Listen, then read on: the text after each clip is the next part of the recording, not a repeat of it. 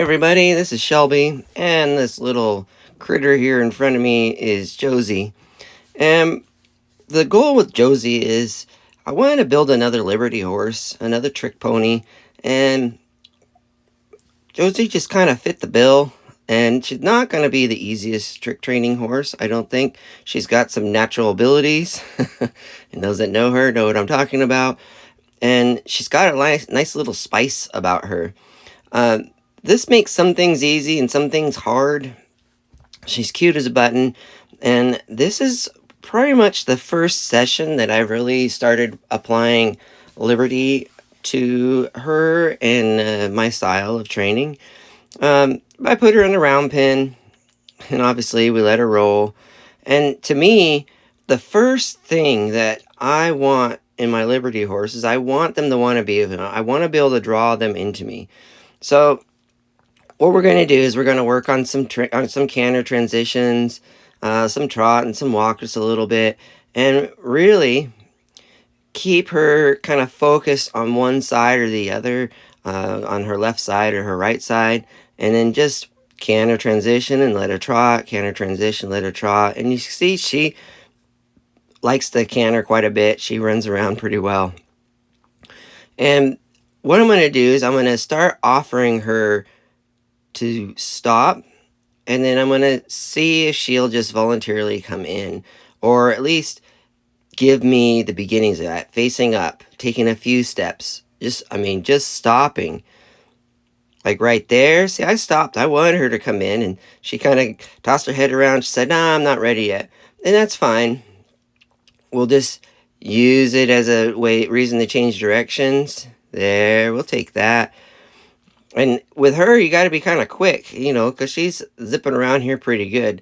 So really adjusting your timing of you to the horse that you're working with is really, really important.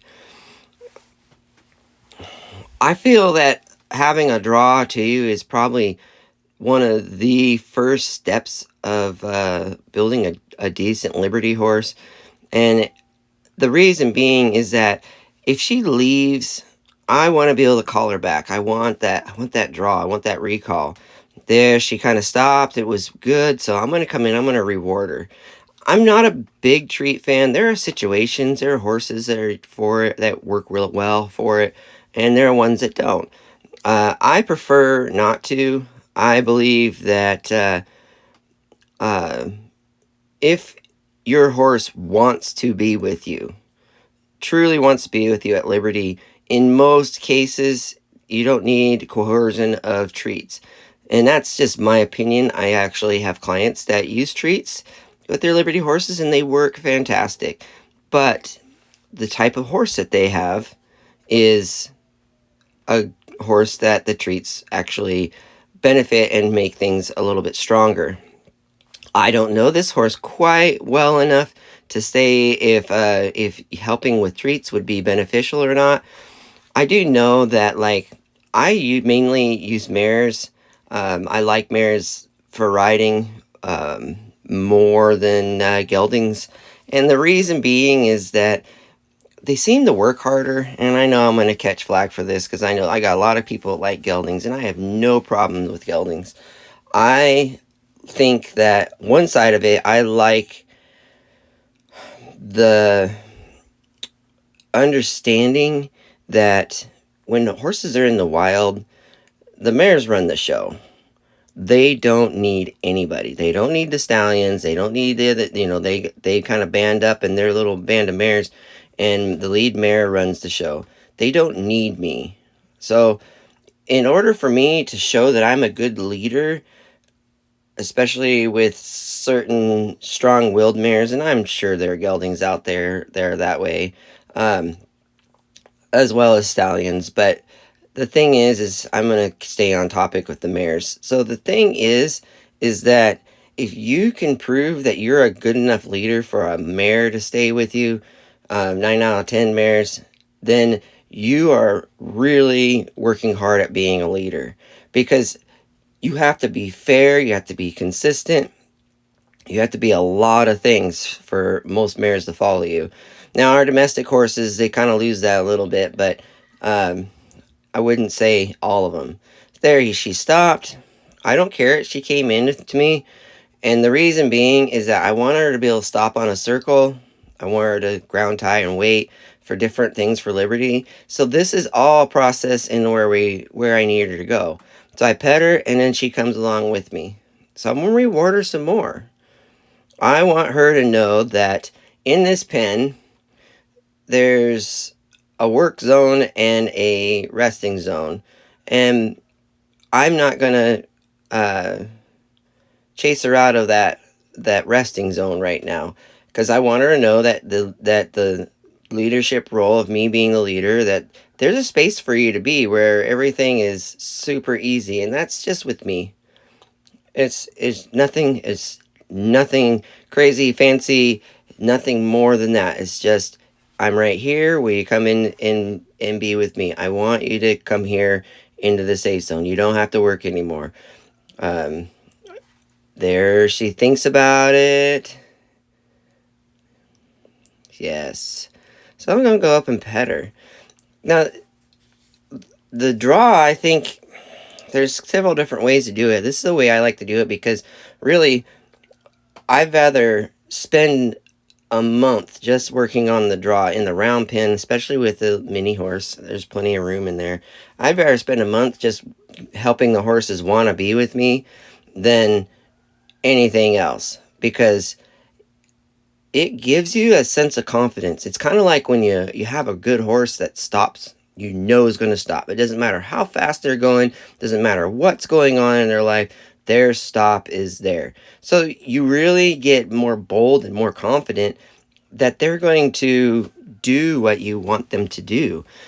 So to me, the draw or the recall is exactly that. I know that I stop moving, she comes in, or she at least stops and faces up, and then we build from there. See, there she kind of was here, and then she wandered off, and I waited for her to get out of that little circle, imaginary circle I have around me. That's the relaxing zone, the chill zone, the draw zone, whatever we want to call it. And then we start moving her around again, and then there I asked her again, and she kind of blows me off, and then, oh wait. So then she decides to leave. This is what I just love. I love this little horse. This is kind of what I like about a lot about Mare. She's like, well, maybe you are, and then maybe you're not. Now I'm going to test you. So we're kind of testing each other and seeing what each other is going to do here. The only thing is she turned in. I want to keep her working that direction. Then we move her right on back out. And once I get her moving, when I can catch her eye, there, I step back, try to draw her in. And she came in, tossed her head, and she left again. It's fine. Send her out. Ask her in, and she does the same thing again. But if you notice, when she starts to come in, I leave the release till she comes through that zone of... There she comes in. Now she left that zone of the draw zone. So then I just move her out again. Then I ask her again. And she kind of blows me off there. So I just move her out. Because she's not making the wrong answers, right? She's not. I'm looking for something else. That good leader isn't going to be reprimanding her. The reprimanding is just another cue that I'm going to use for Liberty. And that is being able to send my horse all the way around the arena. I've had some videos of Mocha posted, and I did call it teaching the draw. I didn't really explain a lot, but there were other plans there that didn't go through. If you notice on that video, and I'll tag it in here, that video, when you send your horse away, you're basically saying, here's my whole workspace. Go ahead and run, get that little bit of edge off. But then when I ask you, will you come back? And that's basically what I'm doing here over and over and over again. There I asked her to come in. She started to come in. And I waited. And then she stayed in the draw zone there. So I'm going to go up and pet her and reward her for that. Give her a break.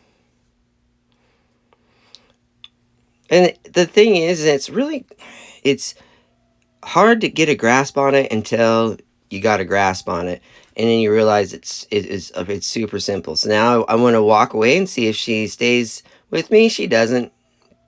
She leaves. But the thing is that I'm not reprimanding her in a negative way. To me, I'm positive. I'm sort of positively reinforcing what we're doing. I know she's got to run around, but I'm not correcting her. Basically, whenever she leaves there, she kind of walked, and I just come back in and ask her to go again. When she's doing what I want her to do, she's cantering around the arena. Then I ask her to come in. Right there, she thought about it, and I said, "Good job. That's all you can do today? Okay. Well, here, let's go canter around a little bit more, trot around a little bit more.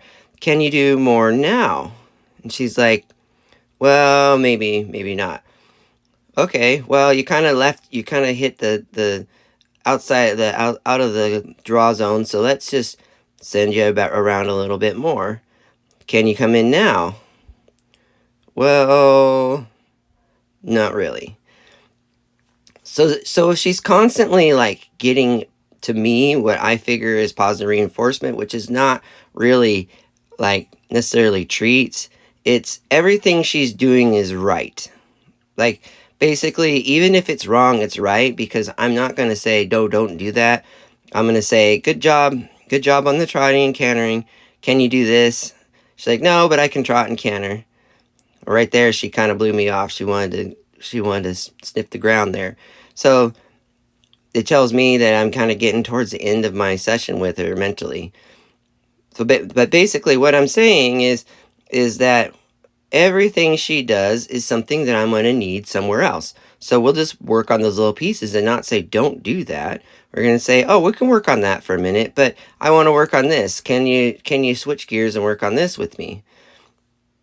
That's all. That's all I'm doing. And to me, there's no negative repercussions for what they're doing. It's just, well, if this is what you want to work on, we'll work on this until you don't want to work on it anymore. And here she stopped, and then she kind of left a little bit. So if we just work on the things they want to work on until they don't want to work on them anymore, then they're going to be like, "Well, what do you want to work on? Because I'm kind of bored with what I'm working on. It is a lot of work. I needed to run around, and I think I'm done now. But you want me to keep going. So is there anything else I can give you?" In a nutshell, is what I'm doing. Ask her to canter. Stop. There we go. And see, we had a little bout there of her not really wanting to continue the trot and canter, but not really wanting to join up. So I said, "Well, you wanted to canter, you wanted to trot, you wanted to move your feet. Go ahead and move your feet. I'll keep asking you to come in, and we'll see if you want to change what we're doing." So I'm basically trying to make my idea her idea. Now she's kind of joined up pretty well. I'm gonna pet her, say, "Hey, look, this is right where I need you." And now she's kind of staying with me. She's staying with me longer than I have at all today. Than she has all today. Now I have. And I'm just gonna keep rewarding her for that, because this is exactly what I want. The sooner you do this, the sooner we don't have to work on the trot and the canter anymore. If you need to, then we will. And it's not a bad thing. You're not being punished for it. It's just kind of where her focus is at. We're going to work on what's going on there. So I'm going to try to switch sides with her. See, step back. So she didn't leave, but she didn't follow. So then I'm going to step back. Oh, wait a minute here. Step up, pet her, and see if I can't get her to come with me on this offside a little bit. She doesn't really want to turn back, but she'll go forward. So now I'm testing on where my connection is with my horse. How balanced is it? So I hope this helps you guys out a little bit. I hope this gives you a good idea in the beginning of the draw. Enjoy your day, enjoy your lives, enjoy your horses, and enjoy the ride. Thank you.